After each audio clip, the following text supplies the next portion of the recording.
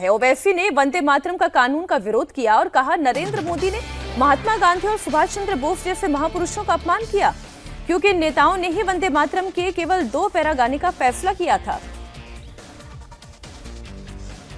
दोस्तों और बुजुर्गों, मजलिस इत्तेहाद मुस्लिमीन का साथ दीजिए, मजलिस इत्तेहाद मुस्लिमीन को मजबूत करिए और दुआ करिए कि इंशाअल्लाह उत्तर प्रदेश में मजलिस इत्तेहाद मुस्लिमीन का रुकने से अराकीन असेंबली कामयाब हो जाए।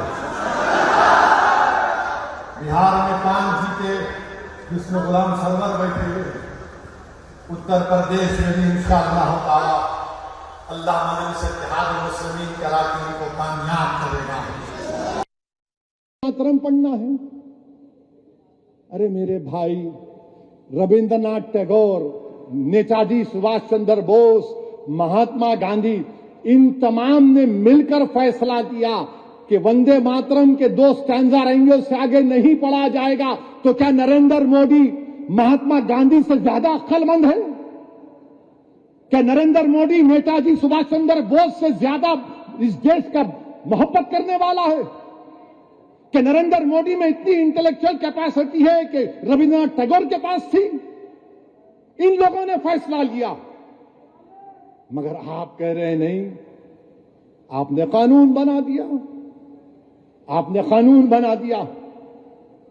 देश सबका है, कोई भारत की पूजा करता है, कोई भारत की जमीन में दफन हो जाता है मेरी तरह, मगर भारत से मोहब्बत करता है।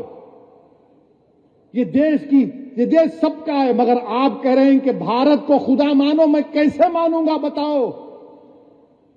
मैं तो जमीन और आसमान के खालिक को अपना रब मानता हूं।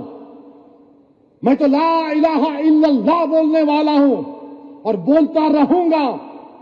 तुम जेल में डालो, तुम गोली मारो, मेरी जबान पे आखिरी लफ्ज वही होगा, ला इलाहा इल्लल्लाह व अशहदु अन्ना मुहम्मद रसूलुल्लाह। आप इस तरह का कानून बनाकर बीजेपी, नरेंद्र मोदी, रविंद्रनाथ टैगोर, महात्मा गांधी, नेताजी सुभाष चंद्र बोस की तौहीन कर रहे हैं। अब असदुद्दीन ओवैसी का स्टांस क्या है वंदे मातरम पर, यह कोई नया नहीं है, लेकिन हाँ ये जरूर है उत्तर प्रदेश का चुनाव नजदीक है और वही बातें हैं। अब इस बार तो सीधा महात्मा गांधी, सुभाष चंद्र बोस, रविंद्रनाथ टैगोर से तुलना कर दी गई है। इसमें 2-3 बातें हैं, बहुत क्विकली हम आपको बता दें। एक तो पहला कि जब 2 स्टेंजा गाया जाता था तब भी कोई वंदे मातरम नहीं गाता था। मुस्लिम कोई भी इस बात के लिए राजी नहीं होता था कि हम वंदे मातरम गाएंगे। तब भी 2 स्टेंजा से भी समस्या थी, बल्कि 2 शब्दों से भी आपत्ति थी वंदे मातरम से। तो इसलिए अब ये कि 2 स्टेंजा गाया जाए या 2 शब्द बोले जाएं या 6 स्टेंजा गाया जाए, ये इनके कंसर्न का विषय नहीं था, पहले भी नहीं था। एक बात तो ये। दूसरी बात ये है कि स्वयं रविन्द्रनाथ टैगोर ने 1896 में पहली बार सभी 6 स्टेंजा गाए थे कांग्रेस के अधिवेशन में। स्वयं रविन्द्रनाथ टैगोर नहीं गाए थे और उसके बाद से 1937 तक सभी 6 स्टेंजा गाए जाते थे। और महात्मा गांधी से लेकर के रविन्द्रनाथ टैगोर जिन महापुरुषों के नाम ले रहे हैं वैसे साहब वो सब लोग गाते थे। तो एक तो ये पहले से गाया जाता रहा था, 6 स्टेंजा गाए जा रहे थे। 1937 में जो डिसीजन हुआ वो एक पॉलिटिकल डिसीजन था, क्योंकि अंग्रेज जो है हिंदू मुसलमान और हिंदू में अगड़ा पिछड़ा दलित ये बंटवारा करने का जो उनकी पॉलिसी थी, बांटो राज करो की, उस पर चल रहे थे। उन लोगों ने उस बंटवारे की कोशिश की, उनको डिफ्यूज करने के लिए, आज़ादी की लड़ाई में एकता बनाए रखने के लिए एक पॉलिटिकल डिसीजन उस समय हुआ था कि 2 ही स्टेंजा गाए जाएंगे। आज़ादी के बाद भी उसी को स्वीकार किया गया। हमारा निजी तौर पर मानना है कि वो 2 ही स्टेंजा गाए जाते रहते तब भी कोई दिक्कत नहीं थी, वो अच्छा था कि 2 स्टेंजा गाए जाते। लेकिन अगर सरकार ने उसको कानून बना करके कहा कि सभी 6 स्टेंजा गाए जाएंगे तो ये किसी महापुरुष की तौहीन नहीं है। ये जिन महापुरुषों ने या जिन संविधान बनाने वाले हमारे पूर्वजों ने, जिसमें पुरुष और महिलाएं सब शामिल थे, उस संविधान को भी तो हम लोग 129-30 बार बदल चुके हैं। मुझे कोई तौहीन थोड़ी होती है। ब्रेक के लिए जाना, लेकिन एक क्विक कमेंट चंद्रचूड़ जी, इससे मुसलमान प्रभावित हो रहा है उत्तर प्रदेश का असदुद्दीन ओवैसी? इसको तो बहुत ट्रिविलाइज करने वाली बात हो गई कि मुसलमान प्रभावित हो रहा है या नहीं हो रहा है। मैं अजीत जी से पूर्णतः सहमत हूं कि अगर 2 स्टैंजा गाए जा रहे थे तो गाए जाते तो उसमें कोई फर्क नहीं पड़ता। लेकिन अब जब 6 कर दिए गए हैं तो उसको ये कहना है कि जी ये नेता ज्यादा होशियार थे और ये नेता कम होशियार थे, ये तो मुझे लगता है कि इसी प्रकार की बंटवारे की राजनीति जो अंग्रेज लोग करते थे वो वही ये ओवैसी साहब भी कर रहे हैं। इनकी बातों पर बहुत ध्यान देना नहीं चाहिए, पहली बात।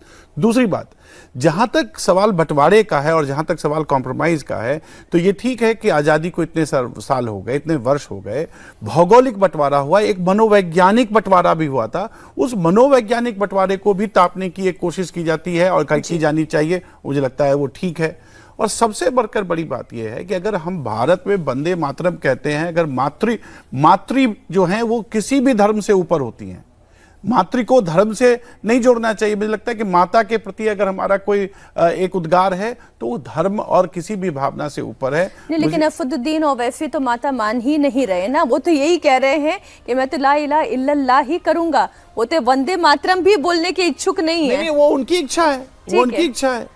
ये अब उत्तर प्रदेश के इलेक्शन में क्या ये मुसलमानों को समाजवादी पार्टी से अलग करके असदुद्दीन ओवैसी के पीछे लाके खड़ा करता है या नहीं, ये